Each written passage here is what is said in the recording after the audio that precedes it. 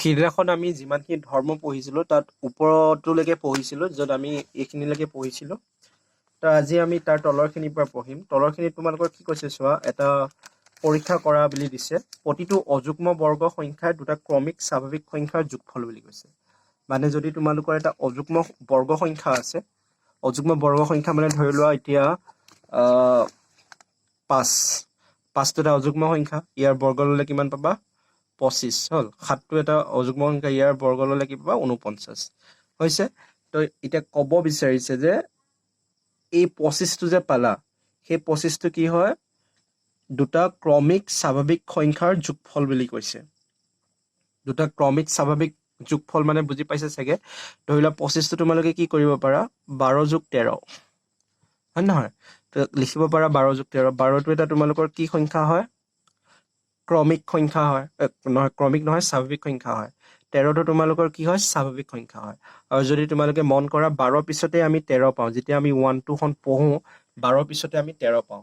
তো এনেকৈ লগ লাগি থকা নাম্বাৰবোৰক কোৱা হয় ক্ৰমিক সংখ্যা। আৰু যিহেতু ইহঁত স্বাভাৱিক হয়, তো সেইকাৰণে ইহঁতক কি কোৱা হয়? স্বাভাৱিক ক্ৰমিক সংখ্যা বা ক্ৰমিক স্বাভাৱিক সংখ্যা। তাৰ মানে এনেকুৱা যদি এটা অযুগ্ম সংখ্যাৰ আমি বৰ্গ উলিয়াওঁ, তেতিয়া আমি যিটো পাম সংখ্যা, সেই সংখ্যাটোক এনেকুৱা দুটা ক্ৰমিক সংখ্যাৰ যোগফল বুলি আমি দেখুৱাব পাৰোঁ। ঠিক আছে? তো ঠিক তেনেদৰে আমি 49টো দেখাব পাৰোঁ। 49টো আমি কিহৰ লগত দেখাব পাৰিম? তো অলপ ভাবিব লাগিব কথাটো, তেতিয়াহে তোমালোকে গম পাবা। হৈছে আমি 24 হয় চোৱা, 24 + 25 24 যোগ 25, 24 কি হ'ব? 49। তো ইয়াৰ পৰা কি গম পালা? যদিহে এটা অযুগ্ম সংখ্যা আমি বৰ্গ লওঁ, তাৰ সেই বৰ্গ কৰি যিটো পাম, সেই সংখ্যাটোক আমি দুটা ক্ৰমিক স্বাভাৱিক সংখ্যাৰ যোগফল বুলি দেখুৱাব পাৰোঁ। ক্ৰমিক মানে একেলগে থকা দুটা স্বাভাৱিক সংখ্যা। ইয়াত এটা ডাঙৰ নাম্বাৰ লৈছে, মই সেইকাৰণে প্ৰথমে 21টো লোৱা নাই, কাৰণ 21টো অলপ ডাঙৰ হৈ যায়, সেইকাৰণে প্ৰথমে সৰুৰ পৰা ষ্টাৰ্ট কৰিছোঁ। 21টো তোমালোকে যেতিয়া স্কোৱাৰ কৰিবা, তোমালোকে এইটো আহে। ঠিক আছে? আৰু এইটো তোমালোকে কি লিখিব পাৰা? 220 যোগ 221।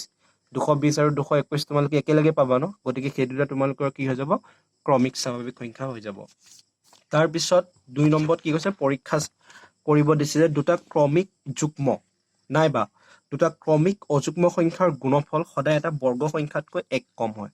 দুটা ক্ৰমিক যুগ্ম সংখ্যা মানে একেলগে থকা দুটা যুগ্ম সংখ্যা আৰু একেলগে থকা দুটা অযুগ্ম সংখ্যা যদি পূৰণ কৰোঁ, সেই দুটা পূৰণ কৰিলে যিটো সংখ্যা পাম, সেই সংখ্যাটো এটা বৰ্গ সংখ্যাতকৈ কিমান কম হ'ব? 1 কম হ'ব। যেনে চোৱা, অযুগ্ম সংখ্যাবোৰ কি হয়? অযুগ্ম সংখ্যা যদি লিখা 1, 3, 5, 7, 9, 11, এইবোৰ অযুগ্ম সংখ্যা, হয় নহয়? এইবোৰ হ'ল তোমালোকৰ অযুগ্ম সংখ্যা। ইয়াত যদি তোমালোকক কওঁ ক্ৰমিক অযুগ্ম সংখ্যা কি? ক্ৰমিক অযুগ্ম সংখ্যা তোমালোকৰ দুটা যদি সোধো, 1ৰ লগত 3টো ক্ৰমিক, 3ৰ লগত 5টো ক্ৰমিক, 5টোৰ লগত 7 ক্ৰমিক, 7ৰ লগত 9 ক্ৰমিক, মানে একেলগে থকা সংখ্যাবোৰকে কি কোৱা হয়? ক্ৰমিক সংখ্যা বুলি কোৱা হয়। তো যুগ্ম সংখ্যা যদি লিখোঁ আমি, এইকেইটা হ'ব যুগ্ম সংখ্যা। ঠিক আছে? তো এতিয়া কৈছে কি, যদি আমি একেলগে থকা দুটা ক্ৰমিক স্বাভাৱিক অযুগ্ম সংখ্যা কি কৰোঁ? পূৰণ কৰোঁ, তেতিয়াহ'লে যিটো সংখ্যা পাম, সেই সংখ্যাটো এটা বৰ্গ সংখ্যাতকৈ কিমান কম বুলি কৈছে? 1 কম বুলি কৈছে। যেনে ধৰি লোৱা 5 আৰু 7টোকে ল'লোঁ। 5 আৰু 7টো তোমালোকে পূৰণ কৰা, কিমান পাবা? 35, হয় নহয়? এতিয়া 35টো চোৱাচোন, 37তকৈ 1 কম নহয় জানো? হয়। আৰু 37টো এটা বৰ্গ সংখ্যা নহয় জানো? হয়। বা বেলেগ এটা নাম্বাৰ লোৱা, 7, 9, 7, 9 কিমান? 63। এইটো 63টো 64তকৈ 1 কম নহয় জানো? 64টো এটা বৰ্গ সংখ্যা। তাৰ মানে কি গম পালা? যদিহে আমি দুটা ক্ৰমিক অযুগ্ম সংখ্যা পূৰণ কৰোঁ, যিটো এনচাৰ পাম, সেই সংখ্যাটো এটা বৰ্গ সংখ্যাতকৈ কিমান কম হয়? 1 কম হয়। এতিয়া আমি যুগ্ম সংখ্যা দুটা পূৰণ কৰিছোঁ। 2ৰ লগত 4 পূৰণ কৰিলোঁ, কিমান পালা? 8। 8টো কি 9তকৈ 1 কম নহয় জানো? 9টো এটা বৰ্গ সংখ্যা হয়। ঠিক আছে? ঠিক তেনেদৰে ল'লোঁ বাছ 2 আৰু 6, কিমান পাবা? 2, 6 পূৰণ কৰিলে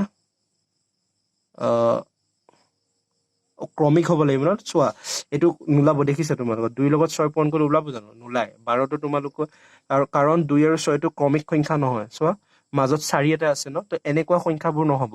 তোমালোকে একেলগে থকা সংখ্যা ল'ব লাগিব। এনেকৈ যদি মাজত কিবা বেলেগ সংখ্যা এৰি পেলাই পূৰণ কৰা, তেতিয়া নহ'ব। কাৰণ 12টো তোমালোকৰ কোনো বৰ্গ সংখ্যাতকৈ 1 কম নহয়। গতিকে এইটো কি হ'ব? ভুল হ'ব এইটো কৰিলে। 6 আৰু 8 কৰা, 6, 8 গুণ কিমান হ'ব? 48। 48টো কি হয়? 49তকৈ 1 কম।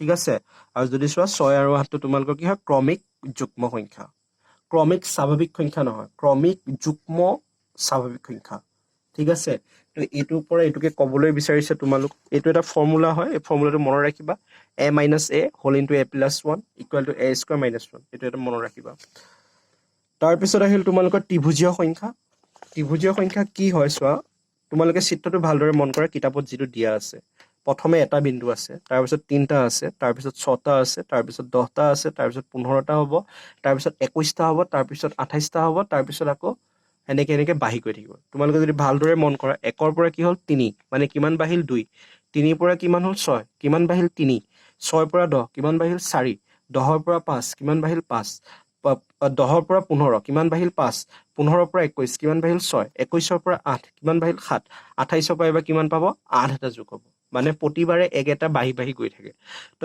1ৰ পৰা 3 হওঁতে 2 এটা বাঢ়ি গ'ল 3ৰ পৰা 6 হওঁতে 3 বাঢ়ি গ'ল 6ৰ পৰা 10 4 বাঢ়ি গ'ল তো 10ৰ পৰা 15 হওঁতে 5 এটা বাঢ়ি গ'ল মানে আমি যদি বিন্দুবোৰ এনেকুৱা এটা সজ্জাত বনাব পাৰো যে দেখাত ত্ৰিভুজৰ দৰে হয় এই বিন্দুবোৰ চোৱা এনেকুৱাকে বহাইছে যাতে দেখাত ত্ৰিভুজৰ দৰে হয় মানে যিবোৰ সংখ্যা আমি ত্ৰিভুজ আকাৰত বনাব পাৰো সেইবোৰক কোৱা হয় তোমালোকৰ কি ত্ৰিভুজীয় সংখ্যা ত্ৰিভুজ আকাৰত প্ৰকাশ কৰা সংখ্যাবোৰক কি কৈছে ত্ৰিভুজীয় সংখ্যা তো তাৰ ভিতৰত উদাহৰণ কি হ'ব তোমালোকৰ 1 3 6 10 15 21 28 28ৰ পাছত কি হ'ব তোমালোকৰ 37 কাৰণ যদি তোমালোকে চোৱা সবৰে পৰা সিহঁতৰ পাৰ্থক্যটো এক এককে বাঢ়ি গৈ আছে ইয়াত 3 আছিলে ইয়াত 4 হ'ল ইয়াত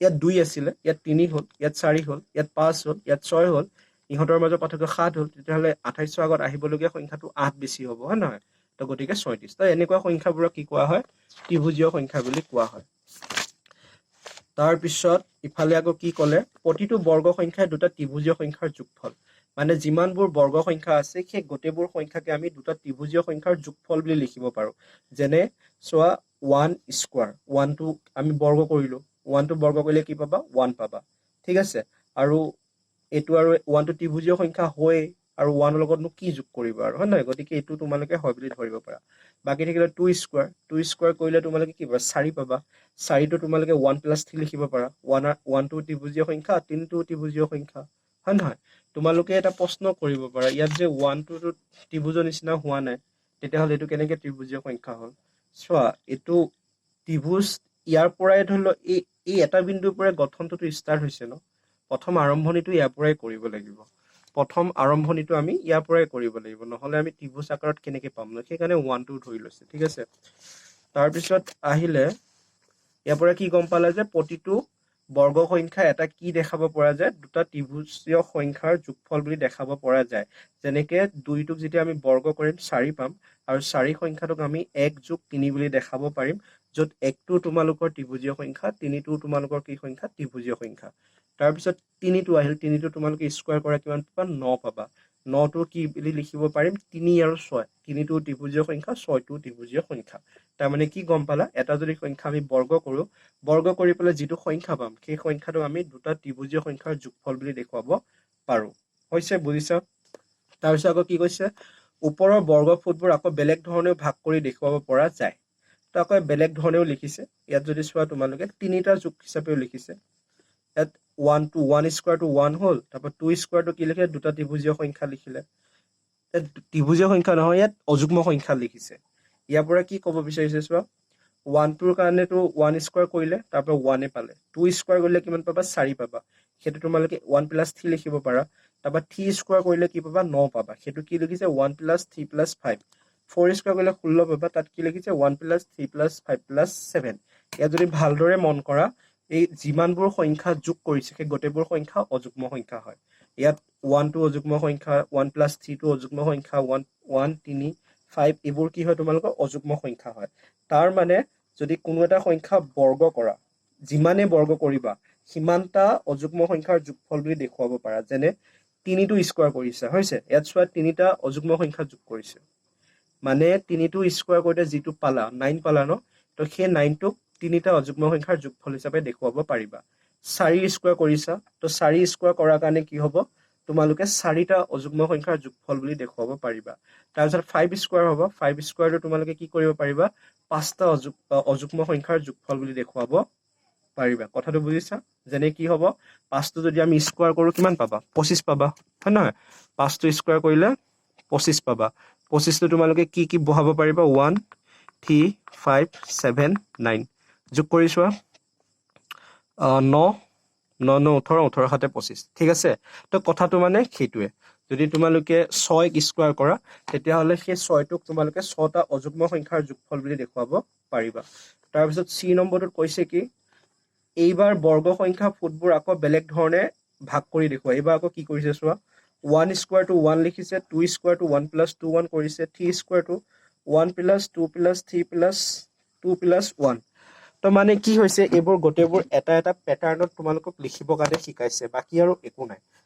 যদি তোমালোকে চোৱা 1 স্কোয়াৰটো কথা বাদ দিয়া সেইটোতো কৰিবলগীয়া একো নাই এটাই সংখ্যা থাকে 2 স্কোয়াৰ কৰিলে তোমালোকে কি পাবা 4 পাবা হল তো এটো কি যোগ কৰিছে 1 প্লাস 2 প্লাস 1 ইয়াত চোৱা সংখ্যাটো কাৰ বৰ্গ কৰিছিলে 2 তো প্ৰথমে আৰম্ভ কৰিলে 1 ৰ পৰা 1 প্লাস 2 কৰাৰ পিছতে আকৌ 1 ৰ পৰা ষ্টাৰ্ট হৈছে মানে 3 ৰ পৰা ষ্টাৰ্ট হোৱা নাই আকৌ ক'ৰ পৰা ষ্টাৰ্ট হৈছে 1 ৰ পৰা ঠিক যদি ইয়াতো যদি তেনেকৈ চোৱা কি স্কোয়াৰ কৰিছে 3 স্কোয়াৰ কৰিছে আৰু সেই কাৰণে কি কৰিলে 1 ৰ পৰা ষ্টাৰ্ট কৰি যেতিয়া 3 পালে তাৰ পৰা আকৌ উলুটাকে কৰিছে 2 1 আহিছে হল মানে যেটো নাম্বাৰ স্কোয়াৰ কৰে সেই নাম্বাৰটোতকৈ আৰু ডাঙৰ সংখ্যা যোগ নকৰে কথাটো সেইটোৱে আৰু এইখিনি যদি যোগ কৰিছে গতিখিনি কৰি তোমালোকে 9 পাবা ঠিক তেনেদৰে এটো 4 স্কোয়াৰ যে কৰিছে 4 স্কোয়াৰ গলে তোমালোকে কি পাবা 16 পাবা এটো তোমালোকে কেনেকৈ যোগ কৰিব পাৰিবা 1 plus 2 plus 3 plus 4 plus 3 plus 2 plus 1 সব 4 ৰ পৰা আৰু 5 লৈ যোৱা নাই দেখিছা কিহৰ কাৰণে যোৱা নাই কাৰণ এটো 4 আছিল যে সেইকাৰণে তাতকৈ আৰু ওপৰত যোৱা